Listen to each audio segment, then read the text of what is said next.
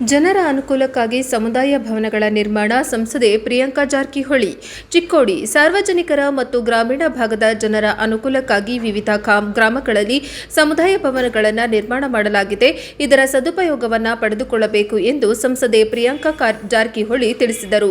ಅವರು ಚಿಕ್ಕೋಡಿ ತಾಲೂಕಿನ ರಾಯಭಾಗ ವಿಧಾನಸಭಾ ಕ್ಷೇತ್ರದ ನಾಗರಮುನ್ನೋಡಿ ಗ್ರಾಮದಲ್ಲಿ ಬಸ್ ನಿಲ್ದಾಣ, ರಸ್ತೆ, ಸರ್ಕಾರಿ ಆಸ್ಪತ್ರೆ ಹಾಗೂ ಚರಂಡಿ ನಿರ್ಮಾಣ ಕಾಮಗಾರಿಗಳಿಗೆ ಚಾಲನೆ ನೀಡಿ ಮಾತನಾಡಿದರು.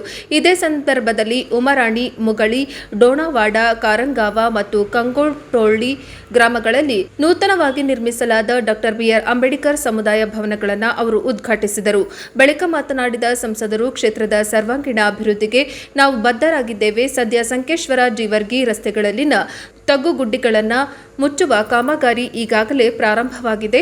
ಬಳಿಕ ಮಾತನಾಡಿದ ಸಂಸದರು, ಕ್ಷೇತ್ರದ ಸರ್ವಾಂಗೀಣ ಅಭಿವೃದ್ಧಿಗೆ ನಾವು ಬದ್ಧರಾಗಿದ್ದೇವೆ. ಸದ್ಯ ಸಂಕೇಶ್ವರ, ಜೀವರ್ಗಿ ರಸ್ತೆಗಳಲ್ಲಿನ ತಗ್ಗುಗುಂಡಿಗಳನ್ನು ಮುಚ್ಚುವ ಕಾಮಗಾರಿ ಈಗಾಗಲೇ ಪ್ರಾರಂಭವಾಗಿದೆ. ಇನ್ನು ಕರೋಶಿ ಗ್ರಾಮದಲ್ಲಿರುವ ಶತಮಾನ ಕಂಡ ಐತಿಹಾಸಿಕ ಶಾಲೆಯ ಅಭಿವೃದ್ಧಿಯ ಬಗ್ಗೆ ಶೀಘ್ರದಲ್ಲಿ ಸೂಕ್ತ ಚರ್ಚೆ ನಡೆಸಿ ಅಗತ್ಯ ಕ್ರಮ ಕೈಗೊಳ್ಳಲಾಗುವುದು ಎಂದು ಭರವಸೆ ನೀಡಿದರು. ಬೈಟ್ 1 ಪ್ರಿಯಾಂಕಾ ಜಾರಕಿಹೊಳಿ ಸಂಸದೆ.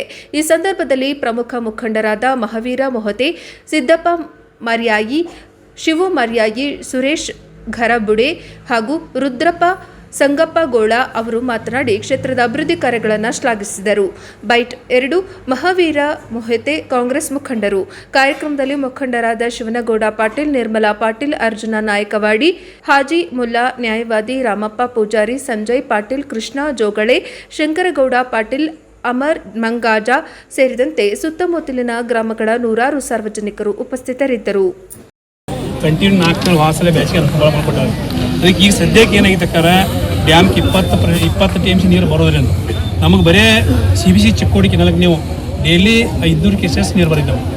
500 ಕೇಸಸ್ 15 ಬಿಟ್ಟರೆ 1 TMC ನೀರು ಹಾಕೈತಿ. ಇದು ಯಾವುದೇ ಪ್ರಶ್ನೆ ಒಂದು 15 ಬಿಟ್ರಿ ನಮ್ಗೆ ಈ ಏರಿಯಾದ ಬಂದು ಎಲ್ಲ ಬರ್ತೈತಿ. ಇದಕ್ಕೆ ಒಟ್ಟ ಬದುಕು ಪರಿಸ್ಥಿತಿಲಕ್ಕಾರ ಎಲ್ಲ ಬೆಳೆ ಚಲೋ ಬಂದವ್ರು, ಮಳೆ ಚಲೋ ಐತಿ. ಇದು 15 ದಾಡಿಸಿರಿ ಮುಂದಿನ ನಿರ್ಮಾಣದಾಗ ಮಳೆ ಚಲೋ ಆತ ನಮ್ಮ ಬದುಕ್ತೇವೆ.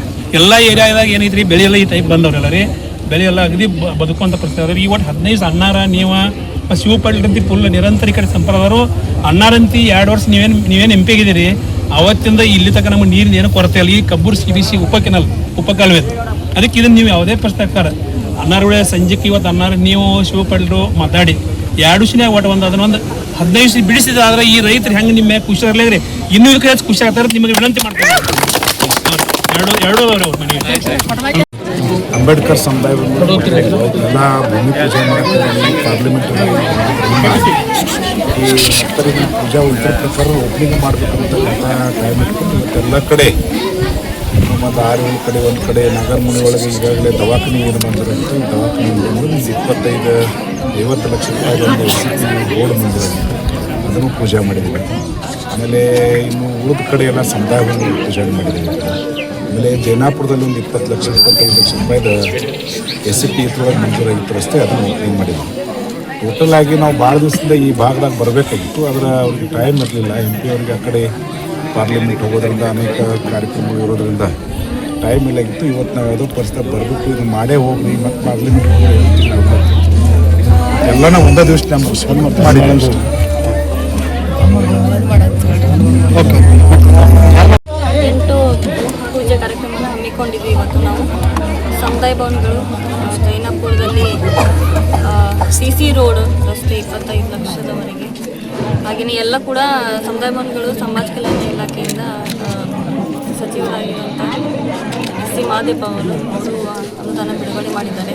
ಇದಕ್ಕೆ ಮಹಾವೀರ್ ಮೊಹಿತರು ಸಾಕಷ್ಟು ಪ್ರಯತ್ನ ಮಾಡಿದ್ದಾರೆ. ಇವತ್ತು ಎಲ್ಲ ರೈಬಾ ಮುಖಂಡರ ಸಮ್ಮುಖದಲ್ಲಿ ಇವತ್ತು ನಾವು ಪೂಜೆನ ನೆರವೇರಿಸಿದ್ದೀವಿ. ಸೊ ಎಲ್ಲ ಕೂಡ ಯಶಸ್ವಿಯಾಗಿ ಬಹಳಷ್ಟು ಕಾರ್ಯಕ್ರಮ ಹಂಗೇನಿಲ್ಲ. ನಮ್ಮ ಮುಂದೆ ಸೋಮವಾರಿಂದ ನಮ್ಮ ಸೆಷನ್ ಇದೆ. ಸೊ ಆದಷ್ಟು ಎಷ್ಟು ನಮ್ಮ ಮತಕ್ಷೇತ್ರದಲ್ಲಿ ನನ್ನ ಕಾನ್ಸ್ಟಿಟ್ಯೂನ್ಸಲ್ಲಿ ಯಾವ್ಯಾವ ಬಾಕಿ ಪೆಂಡಿಂಗ್ ಪೂಜೆ ಕಾರ್ಯಕ್ರಮ ಇದೆ ಅದು ಮುಗಿಸ್ತಾ ಇದ್ದೀನಿ.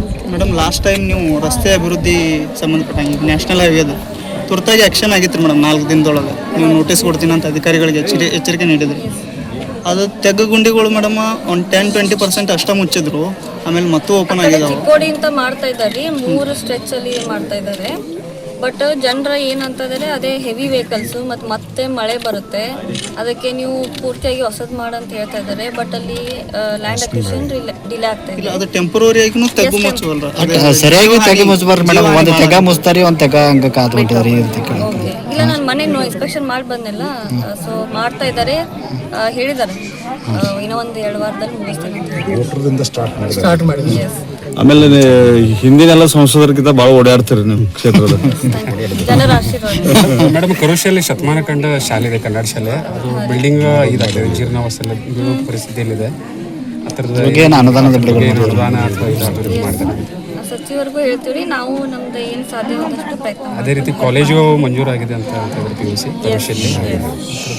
ಹೌದು. ಅಲ್ಲೂ 8 ಎಕರೆ ಅಂದ್ರೆ ಜಾಗ ಇತ್ತು, ಅಲ್ಲಿ ಅದನ್ನು ಕೊಡಿಸೋದು ಇವತ್ತು ನಾವು ಉಪಯೋಗ ಚರ್ಚೆ ಮಾಡಿದ್ವಿ ಅದನ್ನು. ಯಾಕಂದ್ರೆ ಅದನ್ನು ವಾಪಸ್ ಹೋಗ್ಬಿಡಾಗಿಲ್ಲ. 8 ಎಕರೆಯಲ್ಲಿ ಜಾಗ ಇತ್ತು ನೋಡ್ಕೊಂಡು ಎಲ್ಲಿ ಜಾಗ ಐತೆ ಅಲ್ಲಿ ಕೊಡೋದು, ಅದ್ರ ಕರೋಶಿ ಒಳಗೆ ಕಾಲೇಜ್ ಪ್ರಾರಂಭ ಮಾಡೋದ. ಇನ್ನು ಸಚಿವರು ಕೂಡ ಚರ್ಚೆ ಆಗಿತ್ತು, ಅದು ಮಾಡಬೇಕಂತಕ್ಕಂಥ ವಿಚಾರಗಳನ್ನು ಹೇಳಿದಾರೆ ಅವ್ರು. ಕರೋಶಿ ಜನ ಬಂದಿದ್ದರು, ಅದನ್ನು ಮಾಡ್ತಾರೆ. ಈ MP ಅವ್ರಿಗೂ ನಾವು ಕೂಡ ಚರ್ಚೆ ಮಾಡಿದ್ದೇವೆ. ಈಗ ಅದು 8 ಎಕರೆಯಲ್ಲಿ ಜಾಗ ಇತ್ತು, ಅಲ್ಲಿ ಸ್ಟಾರ್ಟ್ ಮಾಡ್ತೀವಿ. ಹೈಸ್ಕೂಲ್ ಅದನ್ನೆಲ್ಲನೂ ಮಾಡ್ತೀವಿ.